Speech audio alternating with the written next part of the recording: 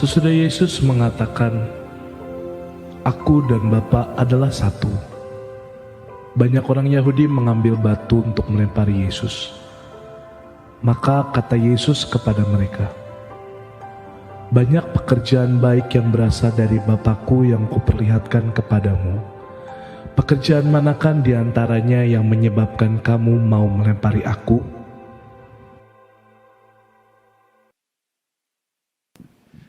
Mari bersama-sama sebelum kita mendengarkan firman Tuhan, sekali lagi kita masuk di dalam doa. Bapa, penuhilah hati dan pikiran kami serta perasaan kami yang juga terdapat di dalam Kristus Yesus. Sehingga pikiran kami, hati kami, perasaan kami, kehendak kami adalah sepenuhnya adalah milik Kristus. Kami rindu Tuhan, kami boleh menjadi murid yang setia, mengikuti Kristus. Kami boleh menjadi murid yang boleh menghadirkan Kristus di tengah-tengah kehidupan kami. Kristus segala-galanya bagi kami, dan Kristuslah yang layak dimuliakan dan ditinggikan sampai selama-lamanya. Kami siap menerima firman dan kebenaran-Mu ini Tuhan. Di dalam nama Yesus kami berdoa. Amin. Shalom saudara. Apa kabarnya? Berkumpul lagi kayaknya senang begitu saudara ya. Ya, bilang sama kiri kanan, kamu diberkati sama Tuhan. Ayo ngomong sama kiri kanan. Oke, udah merasa diberkati? Sudah merasa diberkati belum? Sudah, ya kalau gitu saya nggak perlu khotbah lagi. Oke, baik saudara, saya akan menyampaikan firman Tuhan, merupakan sebuah series, ya sampai nanti pada Jumat Agung ini. Ya nanti kita akan mendengarkan pertanyaan-pertanyaan yang dilontarkan oleh Yesus. Nah biasanya di Alkitab itu selalu Yesus berkata, ya akulah jawaban, akulah jalan dan sebagainya. Nah ini kalau kita akan belajar bagaimana Yesus melontarkan sebuah pertanyaan. Bahwa di balik pertanyaan itu ada sebuah makna, prinsip, kehendak Tuhan yang indah buat kita semuanya. Nah saudaraku, saya akan membacakan firman Tuhan. Yang hari ini saya ambil di dalam Injil Yohanes pasal yang ke-10. Ayatnya yang ke-33, ya, ayat yang ke-33 sampai dengan ayatnya yang ke-42. Kata Yesus kepada mereka, "Banyak pekerjaan baik yang berasal dari Bapa-Ku yang kuperlihatkan kepadamu. Pekerjaan manakah di antaranya yang menyebabkan kamu mau melempari Aku?" Jawab orang-orang Yahudi, "Bukan karena suatu pekerjaan baik, maka kami mau melempari engkau. Melainkan karena engkau menghujat Allah, dan karena engkau, sekalipun hanya seorang manusia saja, menyamakan dirimu dengan Allah." Kata Yesus kepada mereka, "Tidakkah ada tertulis dalam kitab-kitab kamu, Aku telah berfirman, kamu adalah Allah? Jikalau mereka kepada siapa firman itu disampaikan disebut Allah, sedang kitab suci tidak dapat dibatalkan. Masihkah kamu berkata kepada Dia yang dikuduskan oleh Bapa yang telah diutusnya ke dalam dunia, engkau menghujat Allah, karena Aku telah berkata, Aku anak Allah. Jikalau Aku tidak melakukan pekerjaan-pekerjaan Bapa-Ku, janganlah percaya kepadaku. Tapi jikalau Aku melakukannya dan kamu tidak mau percaya kepadaku, percayalah akan pekerjaan-pekerjaan itu, supaya kamu boleh mengetahui dan mengerti bahwa Bapa di dalam Aku dan Aku di dalam Bapa." Sekali lagi mereka mencoba menangkap Dia, tetapi Ia luput dari tangan mereka. Kemudian Yesus pergi ke seberang Yordan, ke tempat Yohanes Pembaptis dahulu, lalu Ia tinggal di situ. Sampai di sini pembacaan firman Tuhan. Saudaraku, selamat dan berbahagia bagi saudara yang baca firman Tuhan, yang merenungkan dan yang melakukan dalam kehidupan hari lepas hari. Saya akan bacakan lagi satu kalimat yang menjadi sebuah pertanyaan dari Yesus, yang berkata seperti ini, "Banyak pekerjaan baik yang berasal dari Bapa-Ku yang kuperlihatkan kepadamu. Pekerjaan manakah di antara yang menyebabkan kamu mau melempari Aku atau mau merajam Yesus?" Saudara. Ini merupakan sebuah pertanyaan yang diberikan kepada ahli Taurat dan orang-orang Farisi yang begitu marah besar kepada Yesus. Hidup ini penuh dengan kejutan, saudara. Hidup ini penuh dengan kejutan. Kalau kita bicara tentang kejutan, sebenarnya ada berbagai macam kejutan, saudara. Ya, kalau ada orang yang kurang cantik, kurang cantik, saudara, Dapat cowok yang begitu gantengnya minta ampun. Bilang sama kiri kanan, ini namanya kejutan. Iya dah. Ada cewek saudaraku yang kurang cantik gitu ya. Enggak kaya lagi misalnya gitu ya. Dapat seorang cowok yang gantengnya minta ampun. Kayaknya luar biasa. Bilang sama kiri kanan, kayaknya kita juga mau kayak begitu bukan? Ya toh? Nah, coba saudara bayangkan kalau ada seorang wanita yang kurang cantik, ya enggak begitu kaya, saudara. Ya, udah gitu enggak cinta Tuhan lagi, saudara. Ya, ke gereja-gereja gitu aja lah. Dapat seorang pria, saudaraku, yang gantengnya minta ampun, yang kayak minta ampun, cinta majelis, jadi majelis berulang-ulang lagi kali, saudara. Setia banget tuh si cowok itu tuh 10 kali jadi majelis. Bilang sama kiri kanan, nanti gua kenal orang kayak begini ada di tempat ini. Ya, jadi saudara ini kejutan bukan saudara? Oh ya, ini merupakan sebuah kejutan. Saudara di dalam hidup kita tuh banyak sekali kejutan-kejutan hidup saudara. Nah hari ini saya tidak akan membicarakan tentang cowok ganteng atau cewek cantik saudaraku ya. Saya akan mengajak saudara untuk kita melihat ada kejutan hidup yang berkaitan dengan yang baik dengan yang jahat. Ya, kejutan yang baik dan yang jahat, saudara. Nah, saudaraku, kejutan ini seperti ini, ya. Anda berbuat baik, lalu Anda menerima kebaikan. Ini kejutan bukan, saudara? Ini kejutan enggak? Ini bukan kejutan. Jadi kalau saya melayani, ya, saya menolong, orang itu lagi kesusahan, kita berikan bantuan, lagi mengalami kesulitan, kita kasih jalan keluar. Ya intinya kita bantu dia lah. Kemudian orang yang kita bantu ini, dia berbuat baik lagi sama kita. Itu kejutan bukan saudara? Itu bukan kejutan, itu sesuatu yang biasa saudara. Ya, siapa di sini yang mengalami hal seperti itu coba angkat tangan. Wow, cuma hanya 2 orang, dikit amat nih. Ya, nah tapi saudaraku ada bagian yang lain juga saudaraku ya, bagian yang lain. Jadi saudaraku ada orang yang berbuat jahat, dan orang itu menerima balasan dari kejahatan atau hukuman dari kejahatan. Jadi dia berbohong, dia nipu sana sini saudara. Dia bikin fitnah, dia bikin hoax dan sebagainya. Lalu kemudian karena dia berkata seperti itu, dia melakukan seperti itu, dia menerima apa yang seperti dia lakukan. Dia fitnah orang kemudian dia fitnah lagi saudara. Atau bisa jadi dia melakukan kejahatan ditangkap sama polisi, masuk penjara. Jadi suatu kejahatan yang dilakukan akhirnya harus menerima konsekuensi dari kejahatan itu sendiri. Ini kejutan atau biasa? Hah? Bilang sama kiri kanan, biasa. Tapi bukan biasa di tempat ini kan ya. Itu sesuatu yang biasa saudara. Ya, karena ada prinsip mengatakan apa yang kau tabur itulah yang kau tuai. Ya, kalau kamu menabur kebaikan gak heran kalau kamu nanti akan memetik buah kebaikan. Kalau kamu menabur apa yang jahat, tidak heran kalau kamu nanti akan menerima apa yang jahat. Tetapi saudaraku, inilah sebuah bentuk kejutan. Kalau seseorang berbuat jahat, orang itu nipu sana, nipu sini, korupsi dan sebagainya. Ketika dia hendak mendapatkan sebuah jabatan, dia pakai cara apapun supaya jabatan itu dia peroleh. Dia nggak peduli, saudaraku, dia sikut kiri, sikut kanan, saudara. Dia mengorbankan orang lain. Dan orang yang berbuat jahat ini saudaraku diterima dengan baik, dihargai dengan baik. Dijaga dengan baik, dipelihara dengan baik. Ini kejutan bukan saudara? Melakukan yang jahat, menerima yang baik. Bilang sama kiri kanan, Indonesia banyak banget. Kita mesti banyak berdoa loh saudara. Ya, kita mesti banyak berdoa saudara. Sebenarnya hal kayak begini saudaraku itu sudah dicatat di Alkitab saudara. Saya akan bacakan saudaraku ya. Di dalam Mazmur pasal 37 ayat 35. Aku melihat seorang fasik yang gagah sombong. Sombong itu jahat gak sih saudara? Tinggi hati itu benar gak sih? Gak benar saudara. Itu sesuatu yang dibenci oleh Tuhan. Tapi menarik kalau kita baca Mazmur 37-35 dikatakan begini, aku melihat seorang fasik yang gagah sombong, yang tumbuh mekar seperti pohon aras Libanon. Tahu aras Libanon? Itu setara dengan kayu jati lah kalau di Indonesia. Itu merupakan kayu yang dipakai untuk ada di Bait Allah atau di istananya Salomo. Itu kayu sangat mahal, saudara. Kok begitu, saudara ya? Dia orang fasik, dia melakukan apa yang jahat, dia melawan Tuhan. Kok dia tumbuh subur?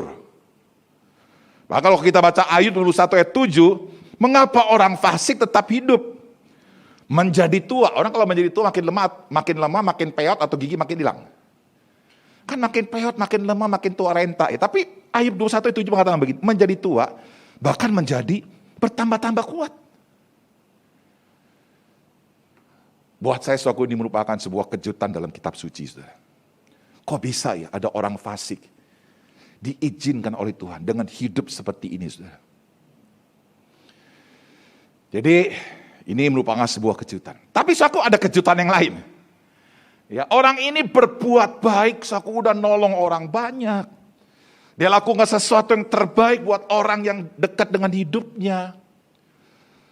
Lalu orang yang baik ini suatu menerima balasan yang jahat. Dihianati, ditipu dan sebagainya. Saya pengen tanya, siapa di antara saudara yang pernah mengalami yang keempat ini, saudara? Saya angkat tangan, saudara. Satu tangan, bukan satu tangan aja. 2 tangan, kalau perlu 4 kaki juga saya angkat, saudara.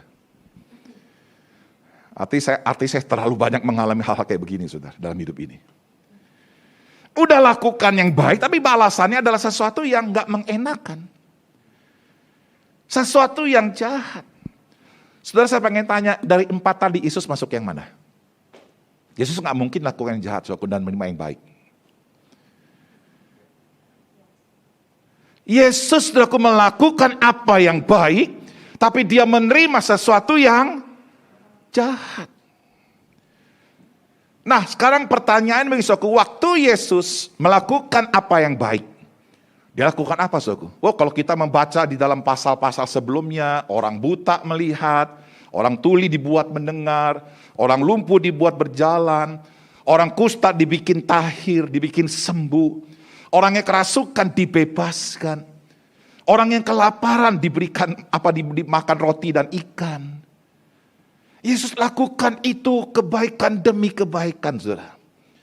Tapi yang Yesus terima, saudara, di dalam ayat ini adalah mau disambit pakai batu. Mau dirajam, saudara.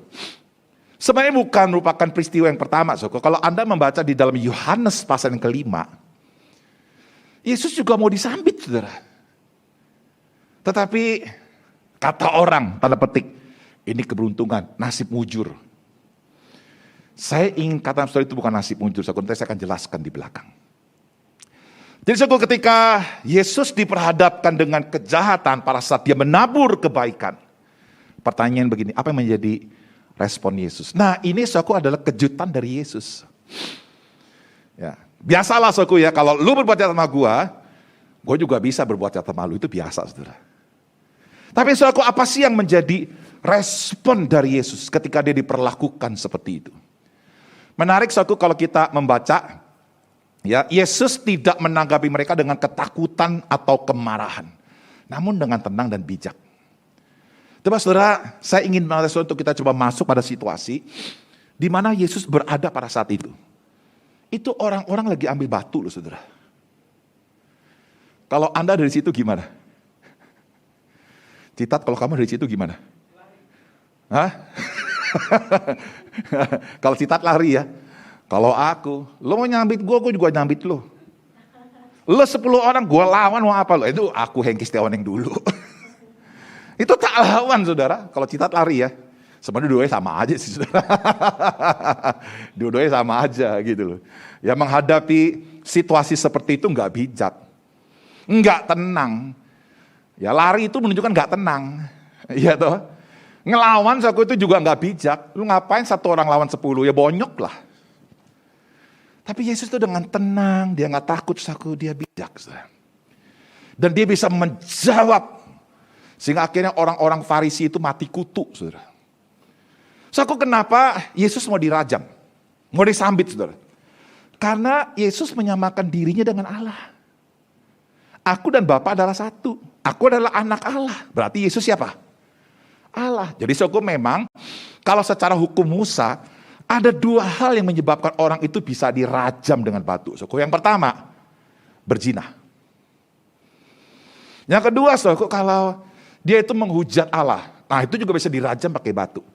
Nah jadi saudaraku, orang-orang Farisi dan orang-orang ahli Taurat saudaraku ini menggunakan alasan yang kedua. Karena kamu ngaku-ngaku, aku pengen sambit kamu. Pertanyaannya begini, apakah sungguh-sungguh mereka karena hukum Allah, saudara, ingin sambit Yesus? Yesus itu hebat sekali loh, saudara. Dia tuh bijak, dia sangat mengetahui akan firman Tuhan, saudara. Yesus jawab apa, saudara? Kalau kita membaca di dalam ayatnya yang ayat yang ke-34, saudaraku, ya Yohanes pasal 10. Jadi ketika mereka mau sambit, saudaraku ya, dan Yesus bertanya, dan lalu mereka menjawab, ya karena kamu menyamakan dirimu seperti Allah, dan kamu adalah Allah. Yesus bilang apa? Ayat 34 Yesus ngomong begini. Kata Yesus kepada mereka, tidakkah ada tertulis dalam kitab Taurat kamu? Artinya apa, saudaraku? Yesus menggunakan dalil mereka. Yesus menggunakan kitab suci yang dipelajari, yang dipegang oleh mereka. Yesus ngomong lebih lanjut, aku telah berfirman kamu adalah Allah. Jadi ini firman Allah loh, kamu adalah Allah. So kalau kita baca di dalam Keluaran pasal 4 ayat 16, di situ firman Tuhan berkata, ia harus berbicara bagimu kepada bangsa itu, dengan demikian ia akan menjadi penyambung lidahmu dan engkau akan menjadi seperti Allah baginya. Keluaran 7 ayat 1. Berfirmanlah Tuhan kepada Musa, lihat aku mengangkat engkau sebagai Allah bagi Firaun, dan Harun abangmu akan menjadi nabimu. Perhatikan baik-baik saudaraku ya. Aku mengangkat engkau, itu Musa, sebagai Allah bagi Firaun. Yesus lagi sedang menunjukkan ini loh. Kalau aku menyebut diriku adalah sama dengan Bapa, dan kamu ingin menyambit aku, kenapa kamu nggak robek itu Musa? Kenapa nama Musa kamu tidak hilangkan dalam kitab suci? Kenapa kamu nggak bakar aja itu hukum Taurat? Kenapa kamu nggak hilangkan yang disebut dengan 5 kitab pertama dalam perjanjian lama? Itu karena surat-surat, itu karena tulisannya Musa. Mereka terdiam, saudara. Mereka nggak bisa apa-apa. Sekarang pertanyaannya begini. Kalau demikian, apa sih yang membuat mereka mau nyambit Yesus? Yesus berzina? Lah enggak. Apakah karena Yesus menyamakan dengan Allah? Ya enggak juga. Jadi kenapa mereka masih tetap mau sambit Yesus? Kurang lebih apa, saudara? Karena mereka sebenarnya iri dengan Yesus. Yesus lebih top. Yesus lebih terkenal. Yesus lebih hebat. Yesus membahayakan posisi mereka. Jadi sebisa mungkin Yesus mesti dilenyapkan. Yesus tahu kok agenda hati mereka, saudara. Tapi mereka sampai titik ini, mereka nggak bisa berbuat apa-apa. Jadi saudara, ini kejutan Yesus. Dia nggak lari, dan dia juga nggak ngelawan. Dia tenang aja, saudara. Dan dia jawab sesuai dengan kitab suci. Kejutan yang kedua dari Yesus aku adalah begini. Apakah Yesus setelah diperlakukan seperti itu, dia kapok, saudara? Ini bangsa nggak tahu diri nih. Saya udah lakukan yang baik dan engkau lihat dengan mata kepalamu sendiri. Segala perbuatan-perbuatan baik yang aku lakukan. Tapi toh kamu ini keras kepala. Ya sudahlah, kalau kamu gak mau, aku pergi aja ke Indonesia, ke Depok. Ya itu banyak tuh gereja jemaat GKBJ Depok yang bisa menerima aku. Apakah Yesus seperti itu, saudara? Enggak loh. Kalau kita membaca di dalam pasal 11, ini setelah pasal 10, ini rentetan peristiwa. Di dalam pasal 11, saudaraku, Yesus membangkitkan seseorang yang sudah mati. Namanya siapa? Lazarus, Zakius atau Markus? Atau Matius, Margaus? Siapa, Vin? Oh bagus, kamu cocok jadi majelis. Bisa tepat jawabannya. Ya, Lazarus. Lazarus ini siapa? Ini tulang punggung keluarganya. Gak ada anak laki-laki yang lain, dan dia mati. Maka saudara perempuannya menangis. Udah mati, saudaraku. Yesus sampiri. Bangkit itu Lazarus dari kematian. Saya pengen tanya, Yesus baik gak? Yesus baik, saudaraku. Tapi kalau Anda baca di dalam Yohanes pasal 11, ayat 46 sampai 53, Anda tahu, ini orang Farisi, orang ahli Taurat ingin tetap membunuh Yesus. Sampai pada titik ini, saudaraku, kita belajar satu prinsip yang sangat penting, saudaraku, sekalipun kita diperlakukan dengan tidak adil, kita harus lakukan yang baik. Tapi mereka kita melakukan yang baik, mereka membalasnya dengan kejahatan. Kalau kita belajar dari Yesus, bagaimana sikap kita, saudara? Tetap terus lakukan yang baik. Sekalipun memang gak enak. Tapi khotbah saya tidak mau berhenti sampai pada sebuah tindakan moral, saudaraku ya. Ada sesuatu yang lebih hebat lagi, saudaraku. Nah ini kan mulai pelan-pelan tuh, lebih hebat lagi dari apa yang Yesus lakukan. Walaupun Yesus ingin lebih dibunuh, saudaraku, dengan perencanaan yang begitu matang, saudara. Akhirnya apa yang terjadi? Yesus izinkan loh. Yesus izinkan untuk mereka membunuh dirinya. Maksud saya begini, saudara, kalau Yesus nggak izinkan, mereka nggak bisa menyentuh Yesus. Yesus tidak akan bisa dibunuh kalau Yesus tidak izinkan. Kalau kita membaca di dalam Yohanes pasal 12 ayat 23, di situ firman Tuhan berkata, ini setelah pasal 11, pasal 12-nya, saudara. Tetapi Yesus menjawab mereka, katanya, telah tiba saatnya Anak manusia dimuliakan. Artinya apa? Ayo, sekarang kalau kamu ingin membunuh aku, bunuhlah. Karena ini saatnya aku dimuliakan di atas kayu salib. Saudara, Yesus mengizinkan kematian menghampirinya bukan dengan rajaman batu, saudara. Namun dengan kayu salib.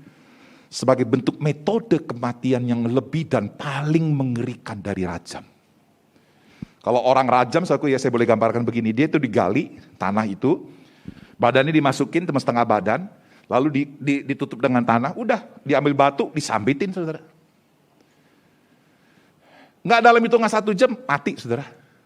Kalau kena batu yang gede, langsung pecah kepalanya, mati, saudara. Ngeri nggak, saudara? Ngeri banget ya.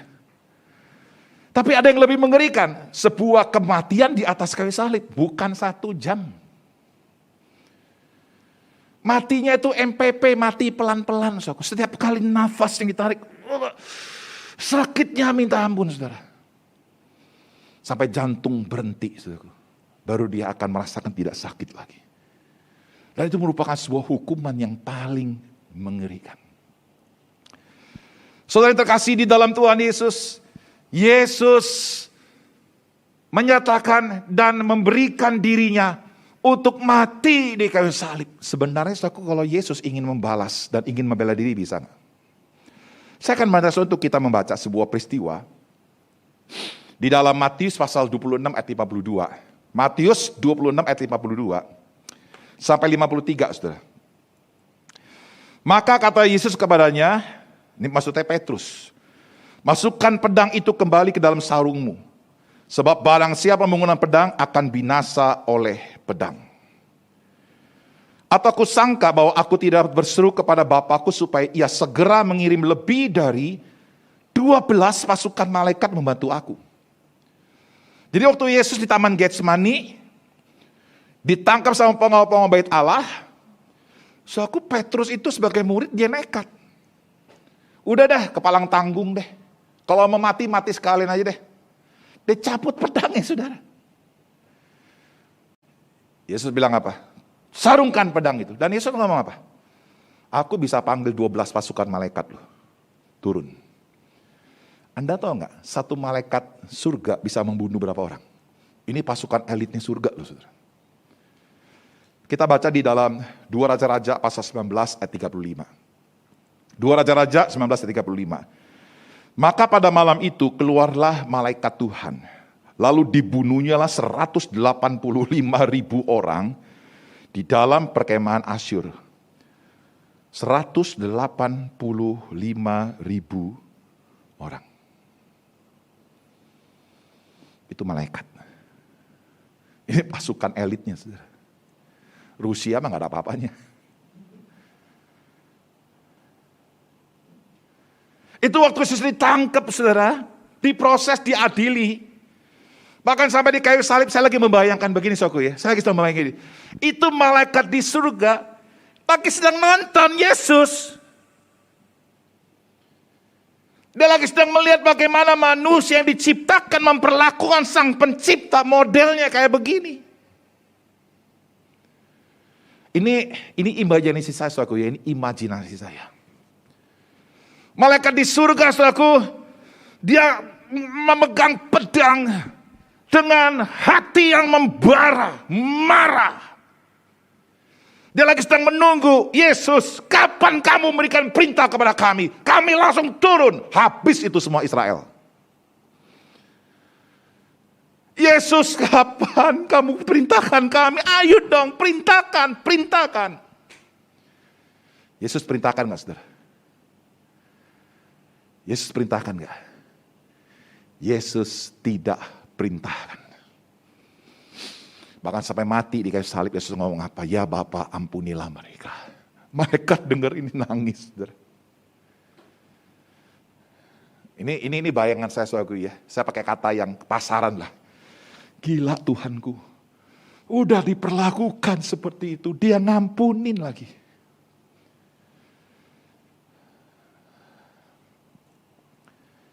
Yesus kita, saudara, melakukan sebuah kejutan yang di luar apa yang kita bisa pikirkan. Itulah sebabnya, saudara, saya menulis sebuah kalimat seperti ini. Kematian Yesus di atas kayu salib membuktikan kejahatan manusia yang tertinggi karena perlawanannya kepada Allah. Gak ada kejahatan yang paling mengerikan dan yang paling gelap di sepanjang sejarah manusia. Manusia melawan penciptanya. Manusia menyalibkan penciptanya di atas kayu salib. Sebaliknya, di kayu salib juga ada kebaikan Allah yang sempurna. Yang diberikan Allah di dalam Kristus. Untuk keselamatan manusia yang bertobat di dalam Kristus. Maksud saya begini, saudara. Sejahat-jahatnya engkau kepada Tuhan, anugerah Tuhan itu lebih tinggi daripada kejahatanmu. Lebih sempurna. Dan anugerah Tuhan di kayu salib mampu menyelamatkan engkau. So mungkin kita berkira suatu bahwa Yesus mati di kayu salib itu karena nasibnya. Sebagai manusia dia gak berdaya. Aduh, sial banget Yesus. Tapi suatu apa yang dilakukan Yesus di atas kayu salib sebenarnya adalah penggenapan di dalam kitab Yesaya. Pasal 53 ayat 4-5 berkata seperti ini. Tetapi sesungguhnya penyakit kitalah yang ditanggungnya dan kesesaran kita yang dipikulnya. Padahal kita mengira dia kena tulah, dipukul dan didera Allah. Rasain lo sih ngaku-ngaku dirimu sebagai Allah. Rasain kamu sekarang ditindas bukan? Diinjak-injak bukan? Kita mengira seperti itu, saudara. Ayat 5. Tetapi dia tertikam oleh karena pemberontakan kita. Ya jelas. Orang-orang Farisi gak ada alasan hukum untuk menyalibkan Yesus, merajam Yesus. Tapi karena apa? Karena iri hati, karena pemberontakan. Iri hati itu adalah sesuatu dosa yang sudah ada di dalam Kejadian pasal 3. Saudara. Manusia gak rela kalau gak sama seperti Allah. Bahkan menyedihkan dilakukan oleh pemimpin-pemimpin agama, bukan? Tetapi dia tertikam oleh karena pemberontakan kita. Dia diremukan karena kejahatan kita. Ganjaran yang mendatangkan keselamatan bagi kita ditimpakannya kepadanya. Dan oleh bilur-bilurnya kita menjadi sembuh. Kita kira dia kena tulah. Tapi sesungguhnya kejahatan kita lah yang ditanggung di atas tubuhnya. Saya kagum dengan Tuhan, saudara. Coba saya ingin bantu untuk kita membaca ayat 5 ini secara pribadi. Saya kasih contoh, saudara ya. Tapi dia tertikam oleh karena pemberontakan Hengki Setiawan. Saya melukai Tuhan, saudara, sudah terlalu banyak, saudara. Saya pernah gebukin orang. Saya pernah nodong orang. Saya pernah mempermainkan orang. Wah, banyaklah saudara Hengki Setiawan ini. Tapi kalau Hengki Setiawan masih bisa berdiri di sini, saya cuma bilang, Tuhan, thank you for your grace. What a wonderful your grace. Anugerahmu itu betapa luar biasa buat saya. Dia diremukan karena kejahatan Hengki Setiawan. Ganjaran yang mendatangkan keselamatan bagi Hengki Setiawan ditimpakannya kepada Yesus. Dan oleh bilur-bilurnya, Hengki Setiawan menjadi sembuh. Yuk coba ayat yang kelima. Kita baca ayat ini. Kecuali kalau Anda merasa dirimu sangat baik sekali. Dan kau tidak pernah melukai Tuhan. Tapi kalau engkau berkata, Tuhan baru saja kemarin aku menyakiti hatimu. Dengan aku membohongi papaku. Dengan aku membohongi mamaku. Dengan aku menipu orang. Dengan aku mempermainkan wanita. Kalau Anda merasa engkau melakukan apa yang jahat, engkau baca ayat ini, saudara. Secara pribadi buat hidupmu. Yuk, kita baca sama-sama. 1, 2, 3. Tetapi dia tertikam oleh karena pemberontakan. Dia diremukan oleh karena kejahatan. Ganjaran yang mendapatkan keselamatan bagi ditimpakannya kepada Yesus. Dan oleh bilur-bilurnya, kita semua menjadi sembuh, saudara. Apakah Anda kagum dengan Tuhan kita? Bukankah ini kejutan, saudara? Kita memang diminta untuk seperti Yesus. Ketika kita berbuat baik, kita diperlakukan secara jahat. Ayo, kita lakukan terus yang baik. Tapi kalau hari ini engkau gak sanggup melakukan ini, Tuhan gak suruh kita, usahaku. Pandang saja Yesus. Lihat Yesus, minta kekuatan darinya. Kagumkah kita dengan Yesus, saudara? Yang berkata kagum, coba angkat tangan, saudaraku. Aku kagum dengan Yesus. Aku kagum dengan Yesus. Ku kagum, hormat akan Kau. Ku kagum, hormat akan Engkau. Kau Allah yang layak dipuji. Ku kagum akan. Musik main pelan saja. Anda kagum gak sih sama Yesus? Atau hari ini kita sudah menjadi orang Kristen yang biasa-biasa saja? Saya hari ini aku ingin selalu membangkitkan kekagumanmu kepada Tuhan yang mengasihimu. Bagi saudara yang berkata aku kagum dengan Tuhan, kita sama-sama bangkit berdiri dengan pelan-pelan, saudara.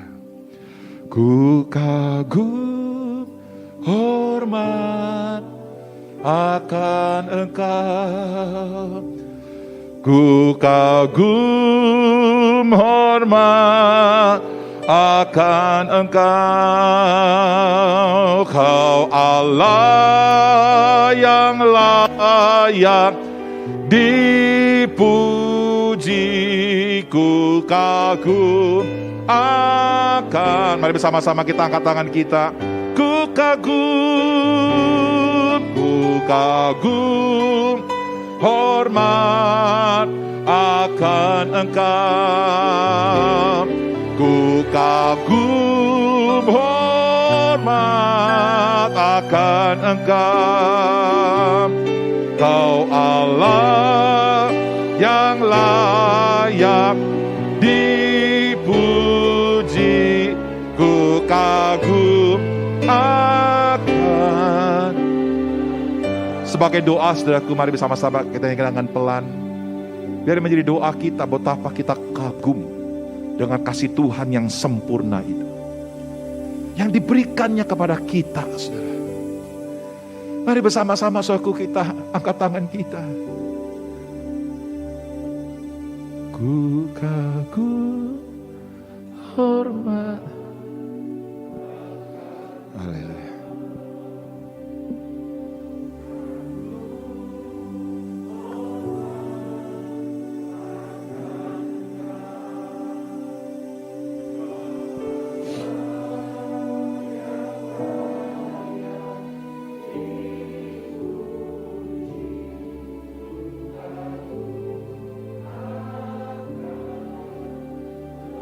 Lebih pelan lagi saudara sebagai doa kita yang tulus dari hati. Ku kagum hormat akan Engkau. Bersama dengan malaikat kita memuji Dia, saudara. Akan Engkau, Kau Allah yang layak dipuji. Ku kagum akan Kau Allah yang layak dipuji. Kau Allah yang layak dipuji. Ku kagum akan Engkau. Kau Allah yang layak dipuji. Kau Allah yang layak dipuji.